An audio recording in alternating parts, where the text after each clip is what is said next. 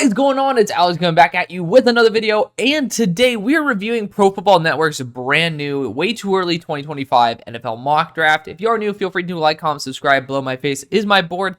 It is going to be updated very, very soon to include the now 49 receivers I've graded, but it is going to get up to 60 for the wide receiver video coming up. And if you guys are wondering about that, because I've been saying, yeah, I'm doing a top 50 receiver video. I'm actually going to be doing a top 60. We'll include a couple of guys in there that don't have any tape at the moment, but, you know, it is what it is.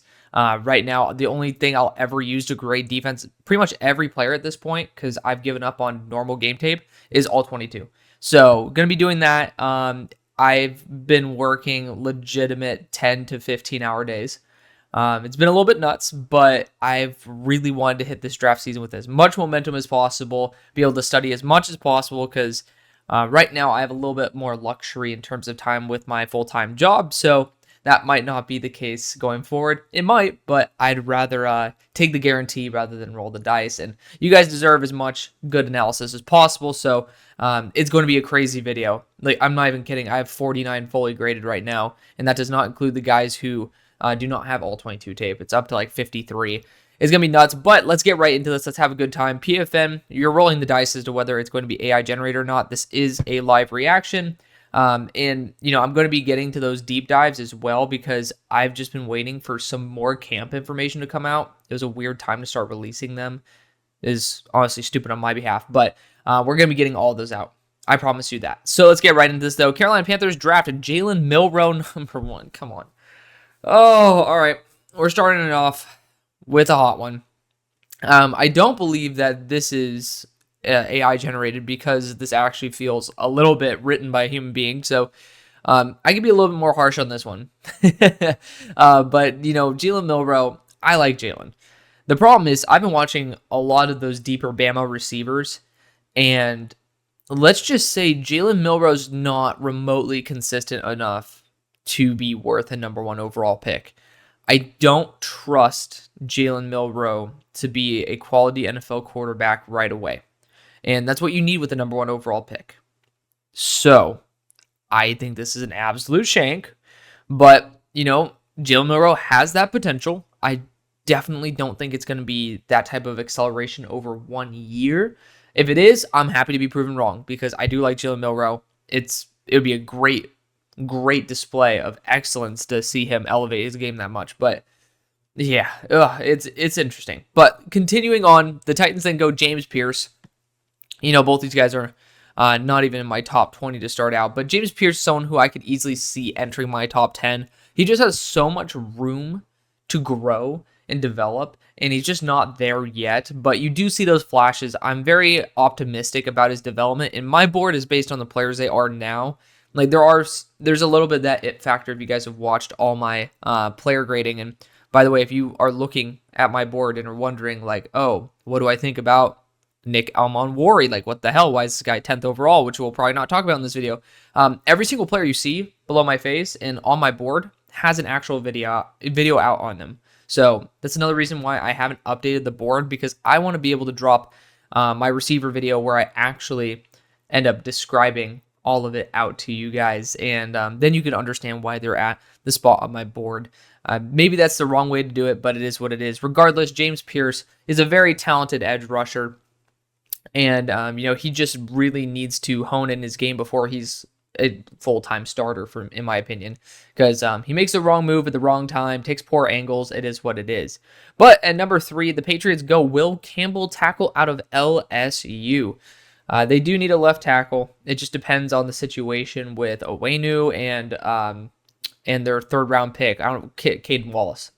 I really love Caden Wallace, but I loved him as a guard. So theoretically, even if that were the case, which I know you guys are going to put him to right tackle, I would be still encouraging this move.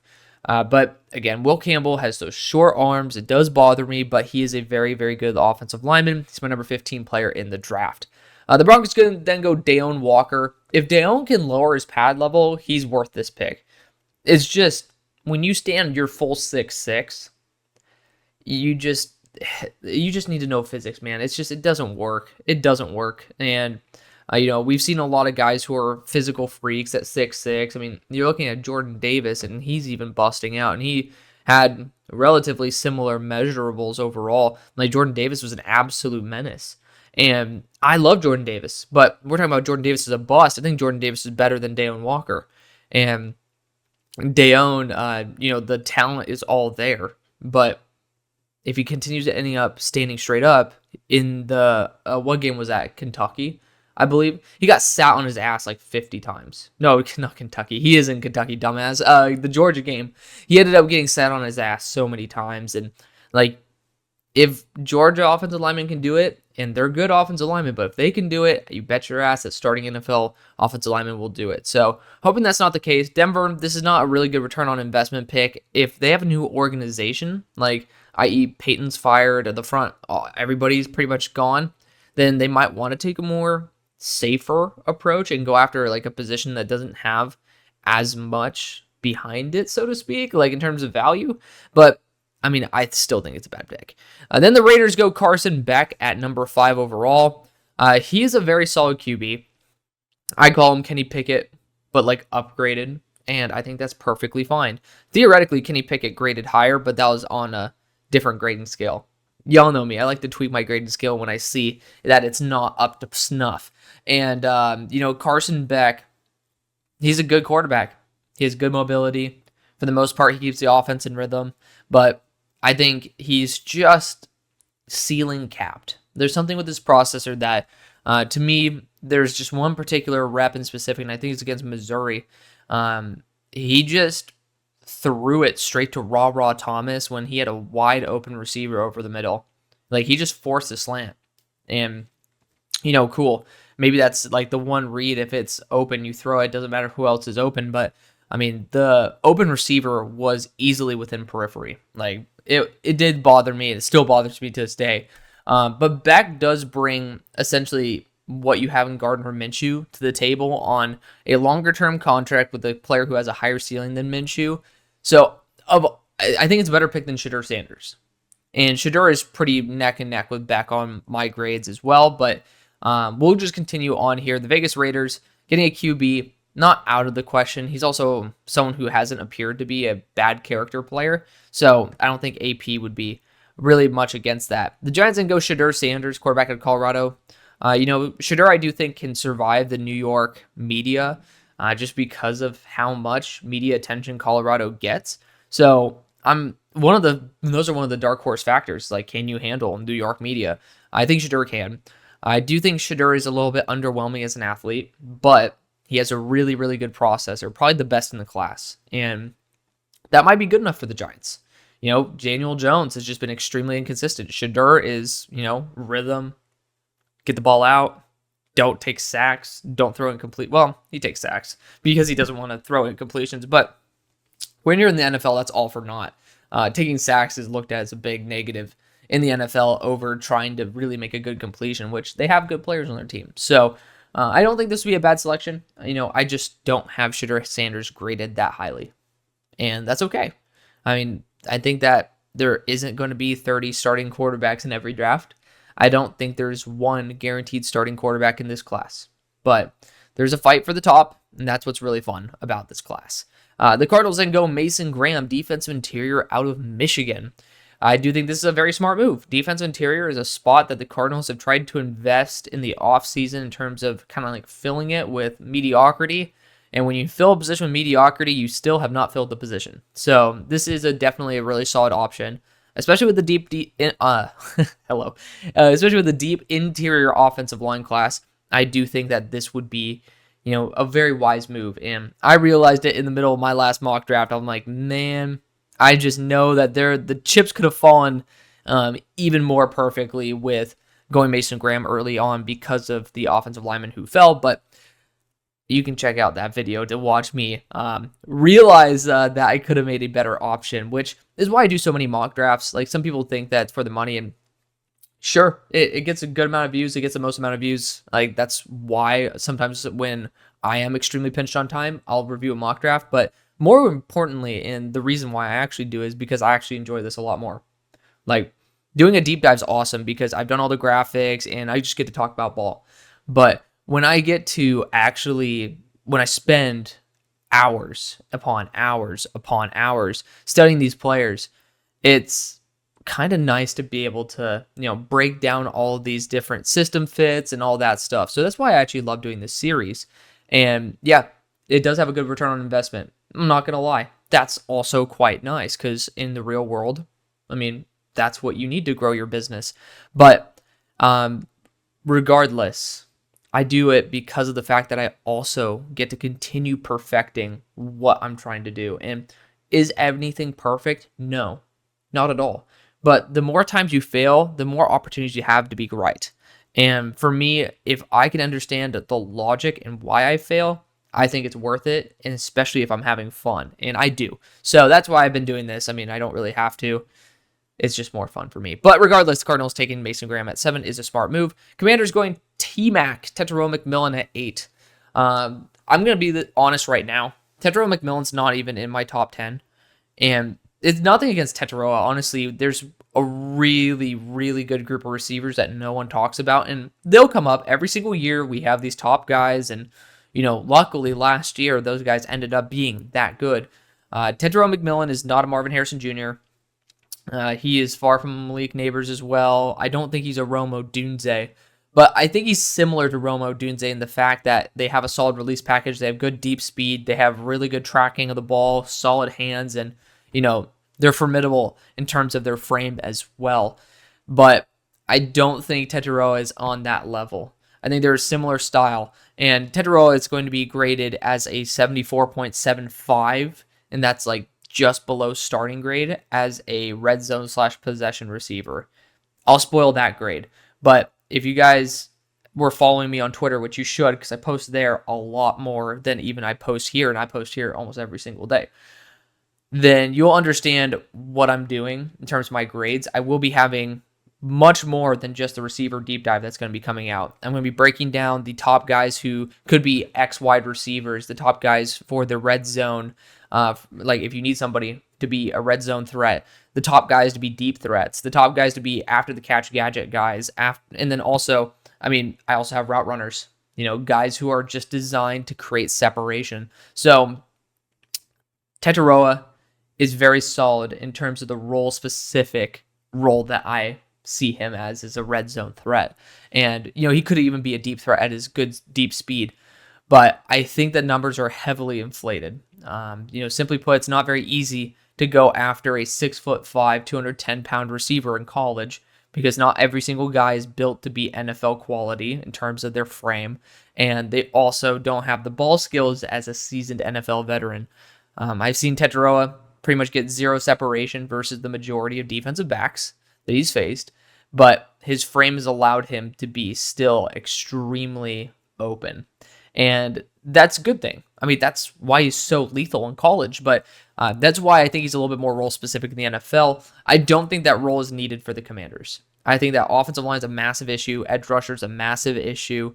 They need to address those. They need to address the defensive line, not the interior, because that's probably the best in the NFL, which is wild. But edge rusher, corner especially. But edge rusher, corner, and offensive line. That's where you need to focus. Don't do this Tetairoa McMillan stuff. But the Saints then go Will Johnson here, as if the Saints needed to get. I think I saw this in a recent mock draft as well. Like, what the hell is up with this, man? I know it's BPA, so good for the Saints, but of all the teams to go after a boundary corner, the one I don't think that needs it is the New Orleans Saints. I think every team can get upgraded, and I don't really think there's legitimately any team that needs Will Johnson less than the New Orleans Saints. That's pretty nuts. But the Saints are the ones to get him. I think if you're in the top 10, it's smart to go Will Johnson because he is the best player by a significant margin in this class. But it's still fantastic player. If you got to go BPA, you got to go BPA. Don't force a quarterback pick, but it should be on their radar. Then you got the Vikings going Travis Hunter. Travis Hunter does have a wide receiver grade. He does. And I will say this, he's the best stop route runner I've ever seen. We're talking about like curls, comebacks. I don't know if I've ever seen a player be able to decelerate and just plant in place as well as Travis Hunter. The problem is I think that's the only major positive to his game at the moment. He was playing down, rumors are, in the 170 range, which you can see it as well. But he's not the fastest guy on planet Earth. He's a really fluid athlete, which is great, and it does help when you have those routes that you need to run. He doesn't have very sharp routes, so that's why the stop routes are super unique, because it's honestly amazing. But Travis Hunter, to me, graded out as a very solid wide receiver. It sounds like I'm crapping on him, but we're talking about a top 10 pick here. It's a different scale for top 10 versus overall. I think he's a very solid receiver. I think his best trait is being a defensive back. So I would heavily focus on him becoming a defensive back. Don't put him as a wide receiver, but the Vikings can do both. So I guess that's the positive of it all. At number 11, the Buccaneers go Ben Morrison. Ben Morrison's awesome. We'll talk about it in the receivers video, which, spoiler alert, I'm going to just spoil this now. It's probably going to be 3 videos. There's no way I could do 60 and then read pretty much a game from each. Like, it was over an hour for 27 corners. The hell do you think is going to happen with 60 receivers? And pretty sure I only had 11 graded, so it's going to be 49 new ones. Yeah, no, I'm going to be splitting that. I'm going to be splitting it up.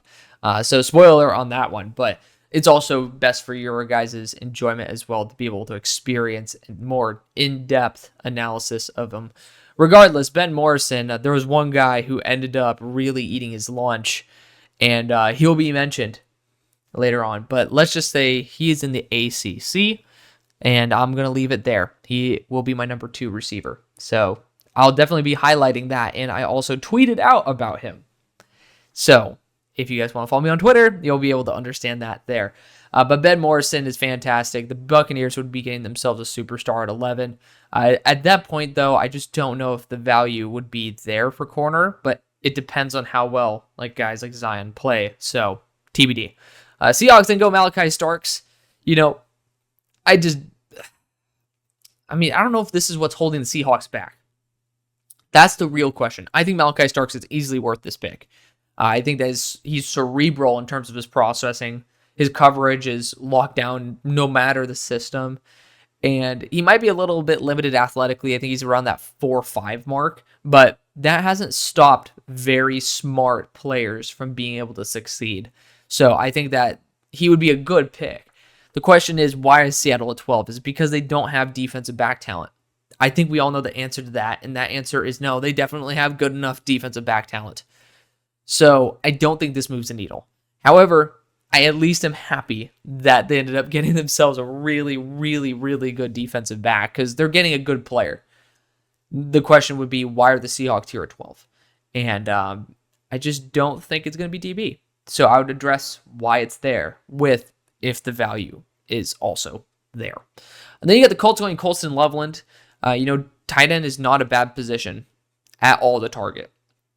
So the Wolverines struggled their first year without Jim Harbaugh, dropping 4. Okay, interesting. Regardless, that's intriguing. But I'm just going to leave that comment out of there because I want to focus on Colston Loveland specifically. That comment caught me off guard, if you can't tell. But Colston Loveland is a very talented tight end. He honestly works more like a number 1 receiver than anything, which is super special to him. I do think that would be kind of useless on the Colts. I'd rather get a tight end maybe in round 2 or round 3 like Mitchell Evans, who I still need to drop. I'm going to be honest. He's going to drop probably to 25, but I do love Mitchell Evans. I think he'd be a great target. He's recovering from I'm pretty sure it's an ACL tear, but if people are talking about Luke Lachey as being like this godsend, Luke Lachey has dealt with his fair share of injury recently as well. But regardless, Colston Loveland, a little bit early for me, even though I really love the guy specifically for that system. Dylan Gabriel then is the quarterback of the Pittsburgh Steelers. I just can't see an NFL team drafting another sub-6-foot quarterback in the first round. It's a big reason why I ended up implementing the -5 for the plus or -5 theoretically, but I don't ever give anybody a +5 for the it factor. And -5 was to be able to account for height. But Dylan Gabriel's a fantastic quarterback. Talent-wise, I do think he's the best in the class. I know I'm alone in that, but I'm perfectly fine being alone.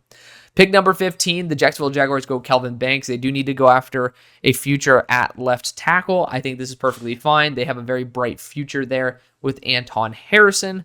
I liked Anton Harrison more than Kelvin Banks, though, I will admit. You got the Browns going Mikael Williams, super high ceiling, needs a mentor. Oh, interesting. You probably get him the best mentor possible there with Myles Garrett. Mikael Williams is going to be taking far higher rates of starting reps, apparently, or I think they're revising his role to be a little bit more specific to Mikael, and I'm hoping that allows him to develop properly, because he was somebody who I was a huge fan of since his All-American game, and I just haven't seen him take the steps up that he would be required to, there we go, English, to become the 16th overall pick. At number 17, the Rams go Erante Erzuri. Going to be the guy, honestly, after receivers. The next video is going to be tackles for the deep dive, because I am a sucker for offensive linemen. This is someone who I'm very excited to study. I have yet to like a Minnesota offensive lineman as much as the consensus. I like John Michael Schmitz, probably close to the consensus, but that's pretty close. He got drafted right where theoretically his grade would have suggested, but that class, that's a conversation for another day. I like that pick a lot. But the majority of other Minnesota players I have been much lower on, and hopefully that is not the case here. And I would love to see the Rams being able to beef up their offensive linemen with a very, very solidly built offensive tackle. And then we got the Chargers going Ollie Gordon at number 18. To be fair, Harbaugh has built his legacy, so to speak, off of running backs. Not really. Technically, tight ends are in there as well. But when you do think about it, back at Michigan, like, his most success happened when he was able to have a really consistent ground game. And most teams, to be fair, will be succeeding if you can continue pounding the rock. And Ollie Gordon is someone who will absolutely destroy a defense for allowing a hole to open up. He's a home run hitter. I'm not the biggest fan of home run hitters because I personally like a lot more consistency. However, Ollie Gordon has been a very, very, very lethal back there at Oklahoma State. When I do my running back deep dive, I will easily be rewatching him. But, running backs, I do feel pretty confident. And I know I'm very unique with my opinions, but at the same time, I owe you guys honesty. Like, to me, over time, honesty will continue finding out what I know best and what I don't. And as I find out what I don't know, I found that out a couple times.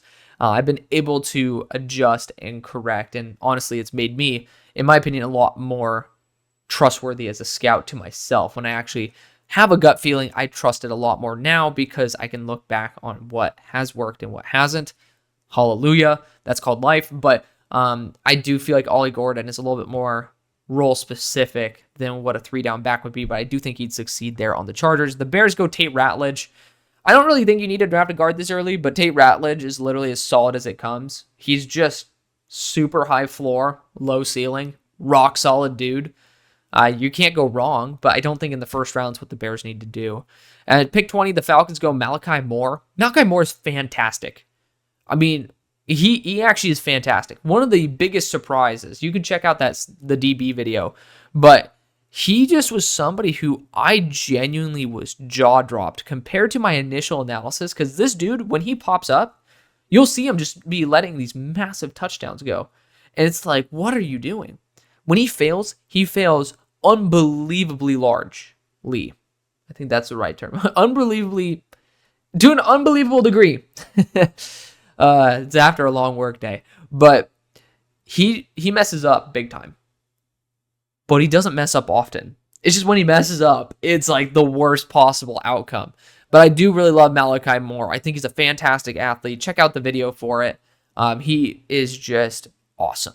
He's really awesome. So I don't know if Malachi Moore would be the guy I go for the Falcons. I'd want a more boundary corner, but I still think that he's a damn good player. And over time, if you continue accumulating damn good players, I feel like your issues might start solving themselves. But again, I have my issues with the Falcons actually drafting the right place at the right time. Anyways, Dolphins then go Walter Nolan, defensive tier at Ole Miss. A little bit on the light side for what the role I think the Dolphins are going to try to fill. but he's a fun player to watch. He's a really fun player to watch. Very explosive, very powerful. Just needs a lot more development. But this is another year where he could develop, and you got JJ Peggies next to him. It's a really interesting 1-2 punch. Packers and go Jonah Monheim. I don't think this is going to be the case. He's a center. They have a lot of really good offensive line talent. At the same time, the Packers are loaded to the point where I think they can just go best player available.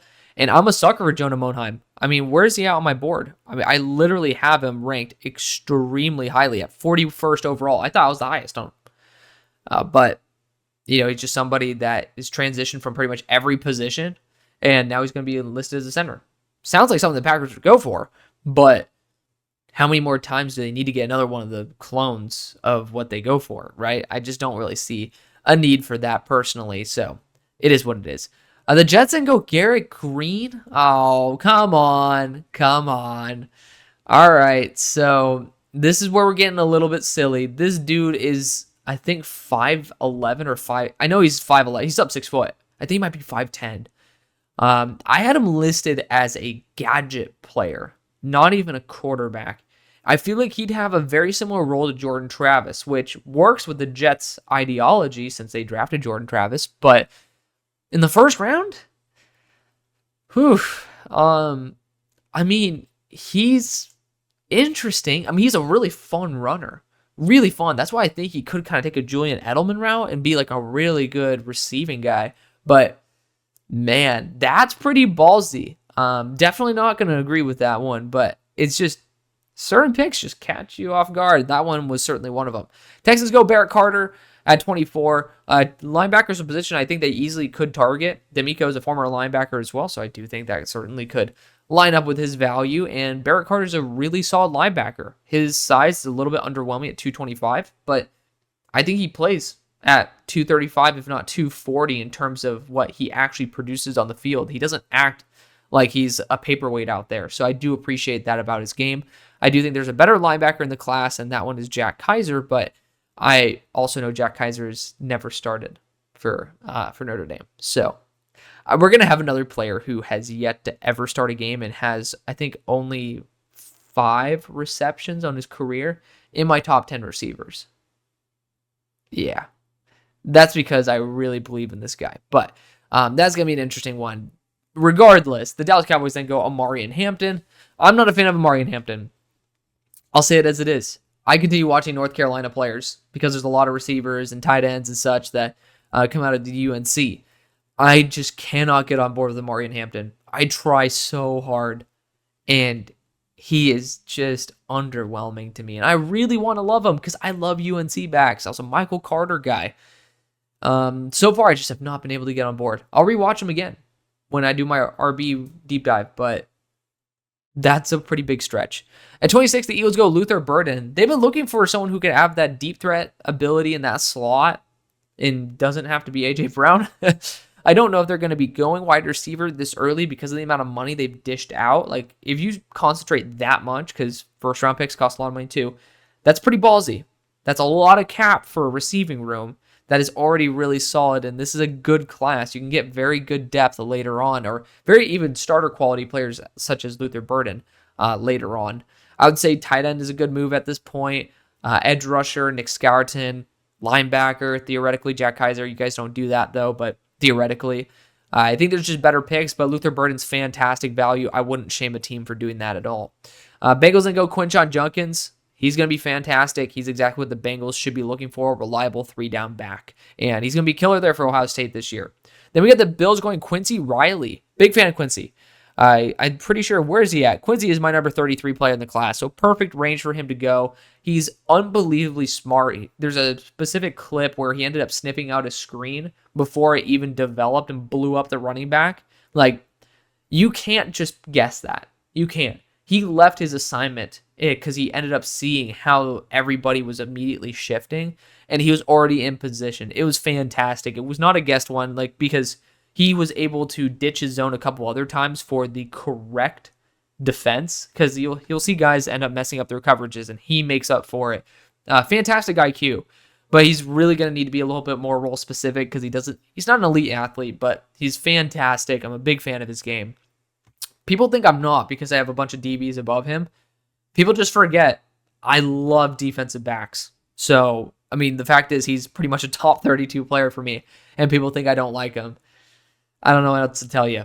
Then we got the Detroit Lions going Danny Stutzman at 29. Danny's a fun player to watch. I don't think he's a starting quality linebacker yet. I think he's very role specific in the fact that he's a great athlete and he's really solid in coverage. But he, at 241, plays, if he swapped weights, if you just told me he was 225 and then you told me Barrett Carter was 240, I would understand based on how they play the run.